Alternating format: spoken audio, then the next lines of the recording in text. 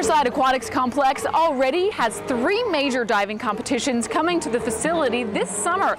Athletes will compete on the national stage on these platforms. A 100-year-old Japanese tradition.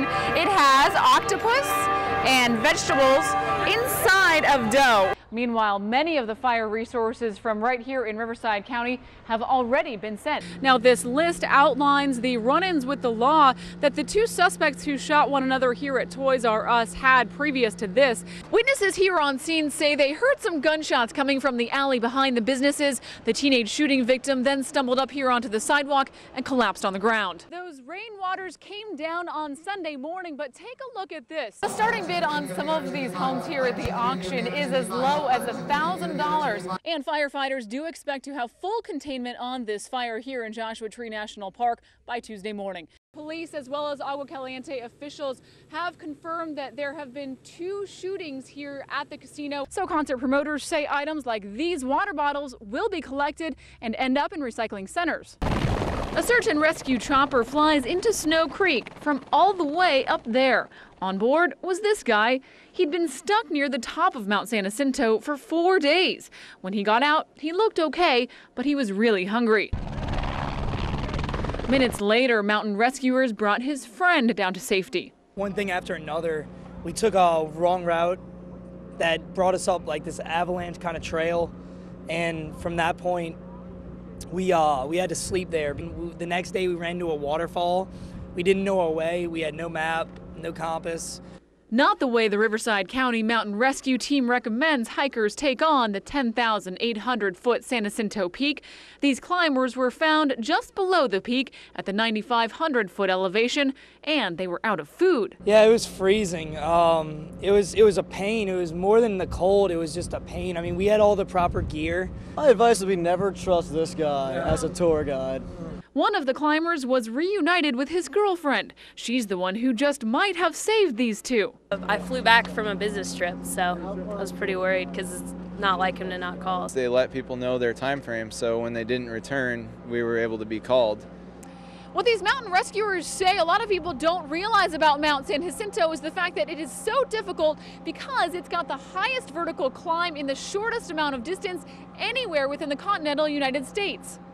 The experts say the pair got into trouble Right at the start, just underestimating conditions, trying to do it fast and not really knowing what actually existed up there in the mountain. In Snow Creek, Ciara Coyle, KMIR 6 News. 2 nuns walked toward this Korean Catholic camp. They came to offer their support to 3 other nuns who were here at the retreat when a man with a gun shot 2 people. It's been a very sad day, okay? Very sad. Her anguish knowing that one person inflicted so much pain here. Tuesday night, sheriff's deputies received a call from inside the compound. It was a man saying he'd been shot. In one lodging bungalow cabin type structure, they located an Asian female adult who suffered a fatal gunshot wound to the head. Before police got here, the suspect, who's a 69-year-old Asian man, had apparently walked from the cottage where he shot the husband and wife to another cottage. He tried to shoot 2 more people there, but they fought him off. This man was good friends with the couple who was shot. They are very nice people, very good people. They are very lovely family, and they are very faithful. But now his friend's wife is gone. His friend is in the hospital. We don't know if there were any prior disagreements or arguments between the suspect and the victim. Now police struggle to figure out why the shooter did what he did, while the religious leaders who run this retreat struggle to find the peace they once had. Again tonight, 4 people recovering in the hospital, including the suspect in this case. But for right now, the Catholic community is really trying to rally around those most affected by this shooting. Right here in Temecula, Ciara Coyle, KMIR 6 News. Mercury the dachshund will do just about any trick for a treat. He should. He just won a first prize at the Palm Springs Kennel Club Dog Show. We're working toward going to Westminster. His mother won Westminster in 2004. How does it feel to be a prize-winning dog? You're not taking questions right now?